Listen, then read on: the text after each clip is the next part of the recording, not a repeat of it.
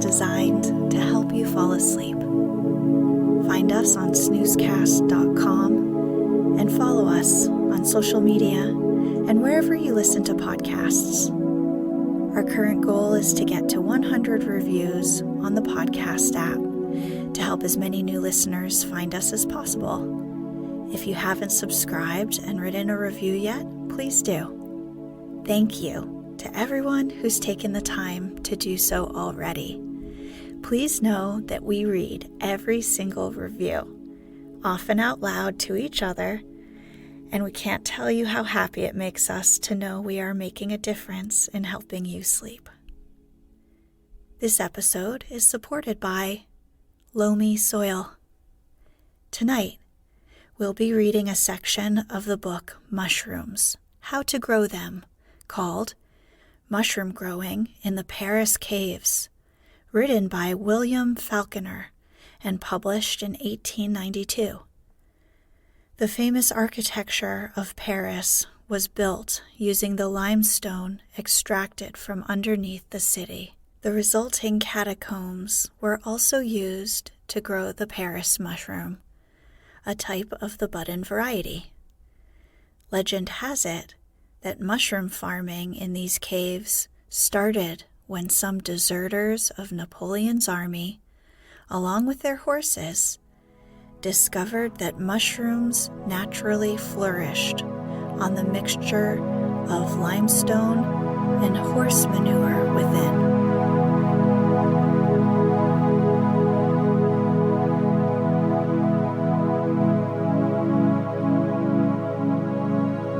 Let's get cozy. Close your eyes.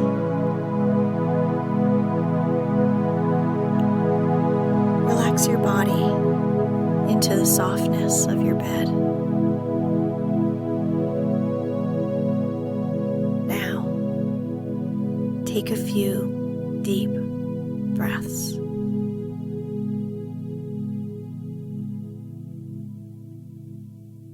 In caves and subterranean passages underneath the city of Paris and its environs, thousands of tons of mushrooms are artificially produced every year. These underground caves and tunnels are abandoned quarries from which white building stone and plaster have been excavated. And as the veins of stone permeated through the bowels of the earth, 40 to 125 feet deep, so were they quarried, and the blocks brought to the surface through vertical shafts. It is these tunnels, varying in height and width as the veins of stone varied, that are now used for mushroom growing.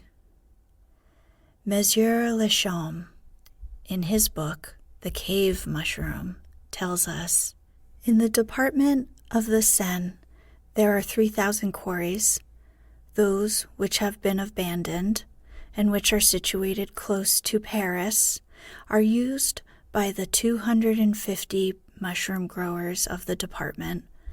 There are several of these quarries with horizontal galleries driven into the calcareous rock from the level of the road, which are mostly large enough to accommodate a good-sized cart, but the majority can only be entered, like many coal mines, by vertical shafts 100 to 125 feet deep, down which everything has to pass. The laborers climb up and down a ladder, and the fresh manure is shoveled down the shaft from above, the waste stuff and mushrooms being hauled up in baskets from beneath by means of a windlass. The manure used is obtained from the Paris stables and furnished by contractors, with whom the mushroom growers make special bargains because they are very particular about the kind and quality of the manure they use. Some of these growers use as much as 2,000 to 3,500 tons of manure each year for their mushroom beds. To the caves in the immediate neighborhood of Paris, the manure is hauled out in carts, but to other places too far distant to be within easy carting distance, it is sent by rail. The mushroom growers consider that the manure from animals that are worked hard and abundantly fed on dry, good food is the best. The droppings from these are always dry and rich in ammonia, nitrogen, and phosphates.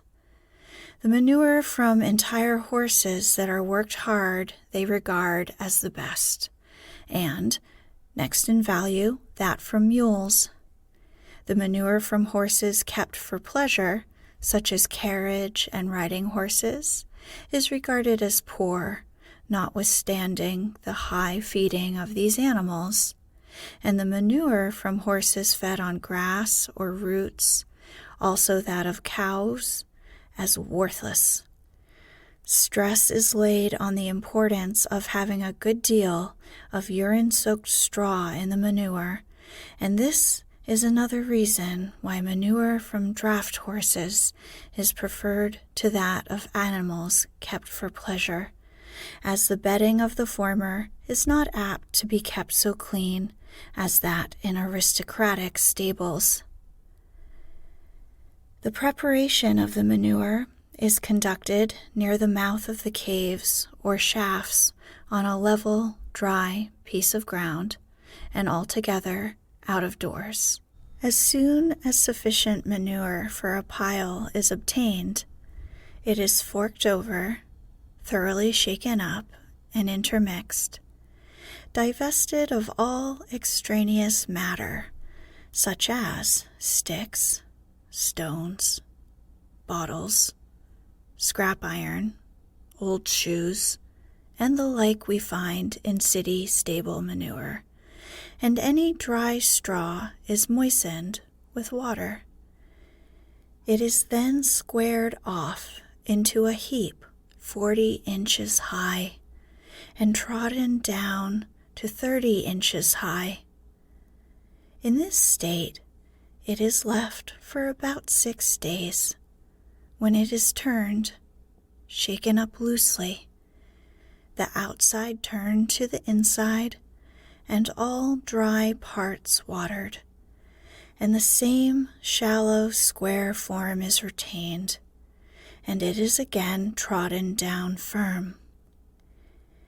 In about 6 days more, it is again turned up, shaken up, watered, squared off, and trodden as before.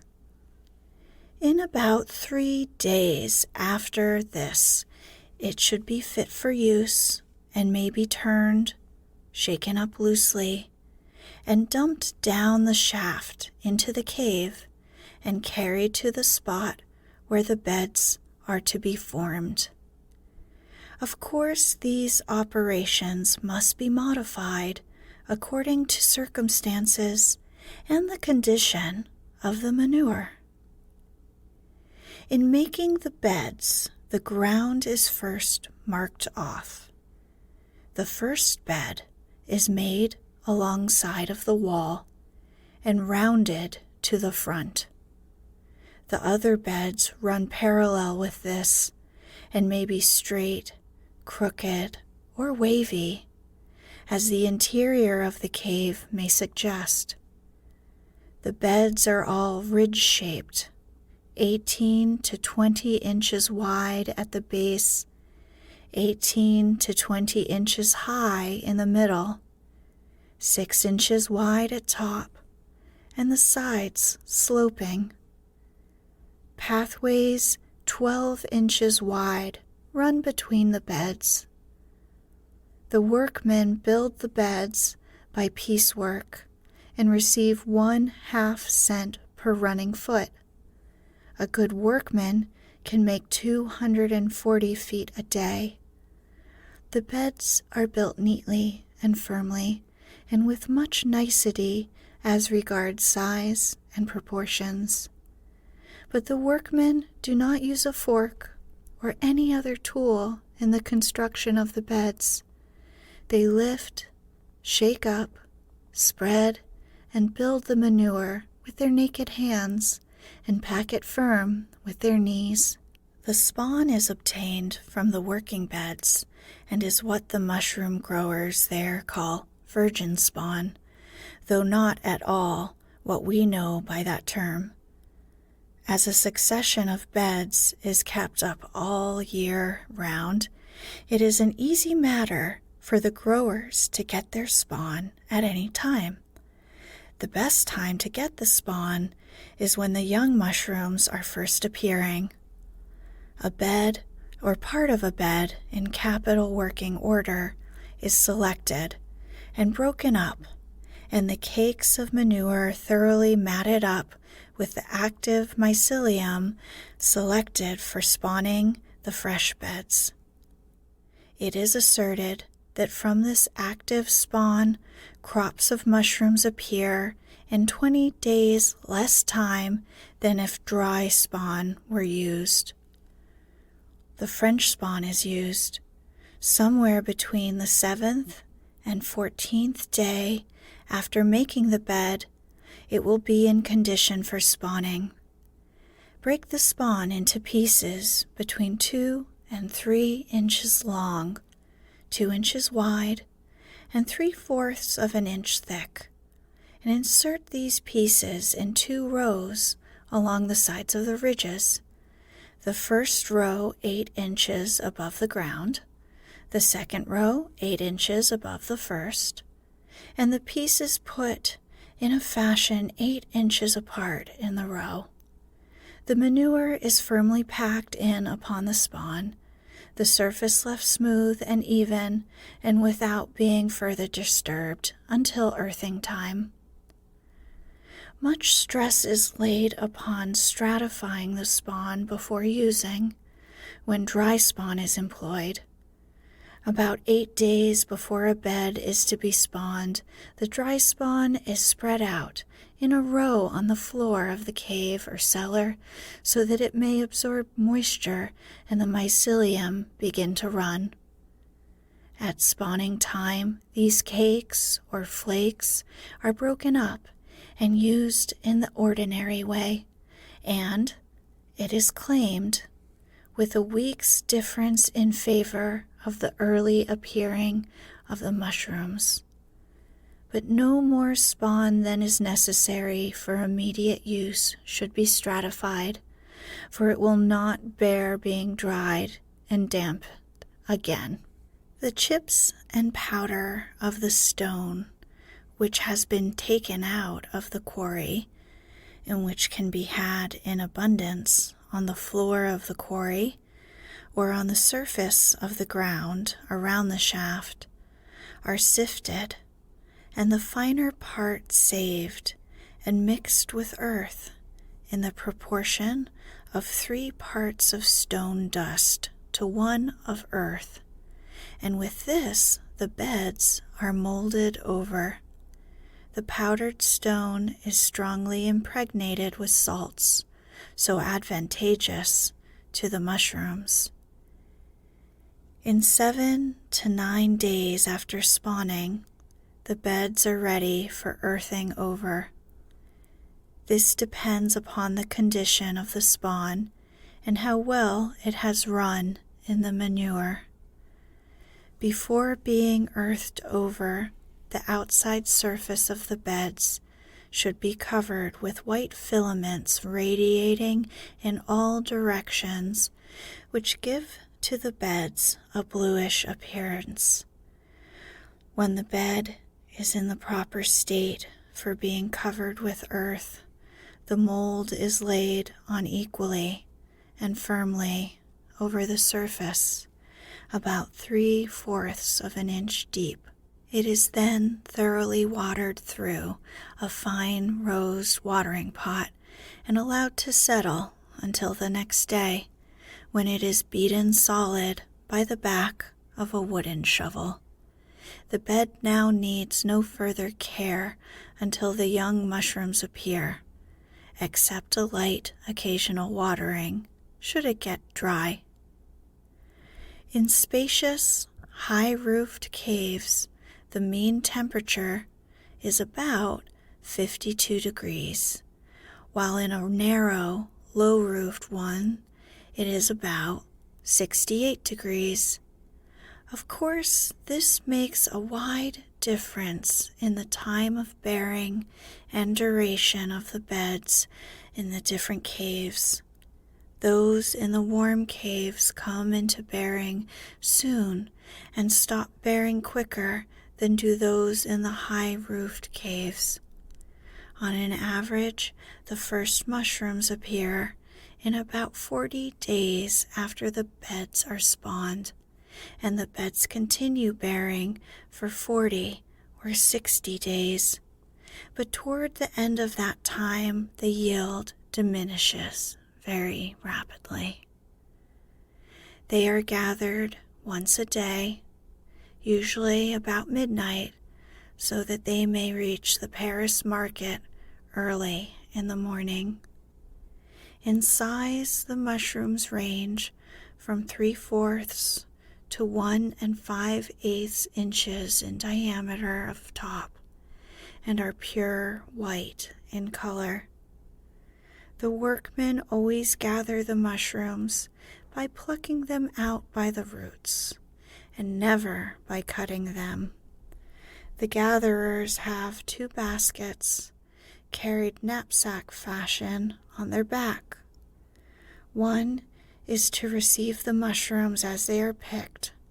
The other contains mold with which to fill in the little holes made by pulling the mushrooms out of the bed. In some caves, one man gathers the mushrooms and leaves them in little piles on the bed as he goes along. A woman comes after him and places them in a basket, and a man follows her and fills in the holes with earth. Before bringing the mushrooms up out of the caves, they are covered over with a cloth to avoid contact with the outer air, which is apt to turn them brown. They are then placed in baskets that contain 23 to 25 pounds and sent to market, where they are sold at auction as they arrive. Or they may be sent to preserved vegetable manufacturers who contract for them at an all-round price. Proper ventilation is regarded as being of great importance, not only for the sake of the workmen, but also for the mushrooms, which will not thrive in an impure atmosphere.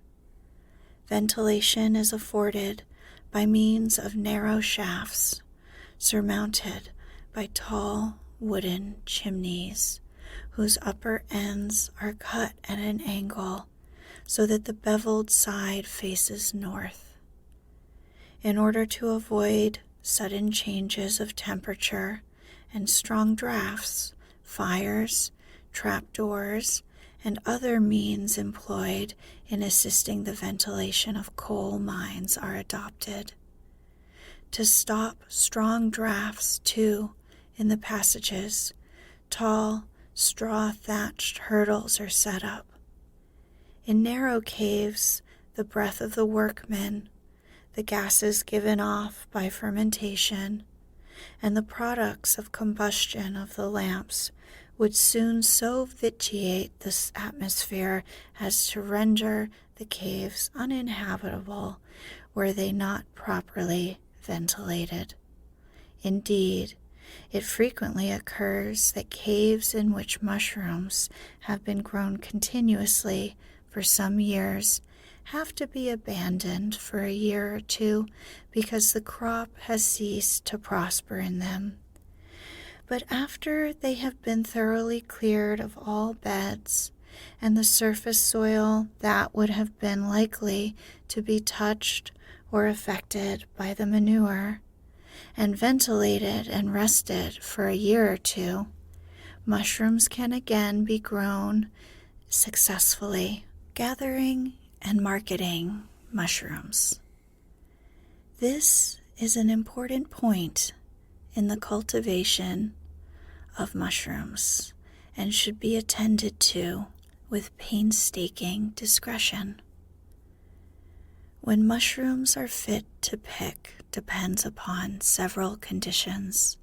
For instance, whether for market or for home use, and if for the latter, whether they are wanted for soups or stews. For fresh and attractive appearance and best appreciation in the market, pick them when they are plump and fresh and just before the frill connecting the cap with the stem breaks apart. The French mushrooms should always be gathered before the frill bursts. The English mushrooms also look best when gathered at this time, but they are admissible if gathered when the frill begins to burst and before the cap has opened out flat. If the mushrooms display a tendency to produce long stems, pick them somewhat earlier, soon enough to get them with short shanks, for long stems are disliked in the market. So, too, are dark or discolored or old mushrooms of any sort. Sometimes we may not have enough mushrooms ready at one gathering to make it worthwhile sending them to market, and are tempted to let them stay ungathered until tomorrow, when they have grown larger, and many more shall have grown big enough to gather. This should never be done. It will give an unfavored, unequal lot, some big, some little, some old, some young.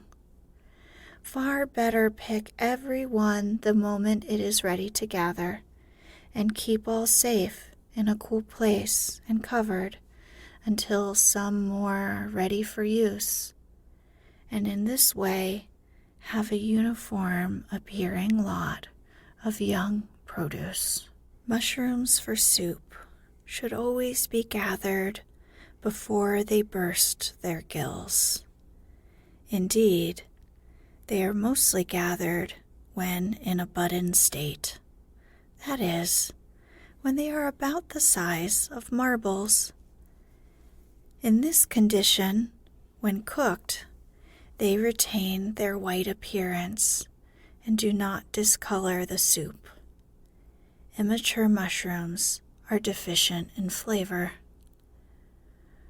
For home use, for baking, stewing, broiling, or for cooking in any way in which the tenderness of the flesh and the delicious aroma of the mushrooms are desirable in their finest condition, let the mushrooms attain their full size and burst their frills, and gather them before the caps open out flat, or the gills lose any of their bright pink color. If you let them get old enough for the gills to turn brown before gathering, the mushrooms will become leathery in texture and lose in flavor and darken sadly in cooking.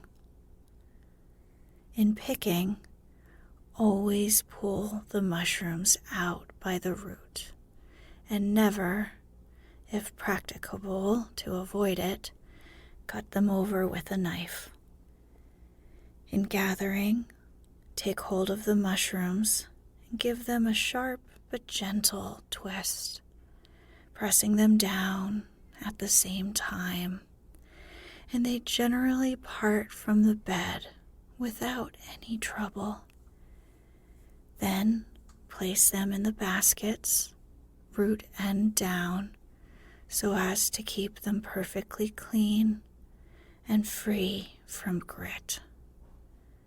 Sometimes, when several mushrooms are joined together in one root stalk, and it is impossible to remove one without disturbing the whole, cut it over rather than pull it out. In the case of clumps of young mushrooms, where one cannot be pulled out without displacing some of the others also, cut it out rather than pull it out. There is a knack in pulling mushrooms, easily attained by practice. And even when they come up in thick bunches, and it would appear impossible to pull out the full-grown ones without disturbing the others, a practiced hand will give them a twitch and a pull. They often part from the bed by the gentlest touch and get them out without unfastening any of the multitude of small buttons that may be growing around them. Gathering field or wild mushrooms. Go in search of them in the morning before the sunshine gets warm and they become too open or old.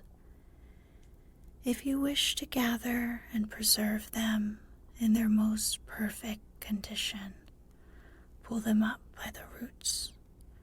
Carefully remove any soil from them, and then lay them orderly in the basket, the root end down. And by spreading a stout sheet of paper over the layer, another may be arranged above it in the same way, and so on until the basket is full. But if you are not so particular and wish them for immediate use, or for ketchup or drying, the common way of cutting them off and carrying them home in bulk will answer well enough. Marketing mushrooms. Most market growers who live immediately around New York City sell direct and deliver their mushrooms to hotels, restaurants, and fancy fruiterers. But some of them also, most of those who live at a considerable distance from the city, sell their mushrooms through commission merchants in New York. They, in turn, sell in quantities to suit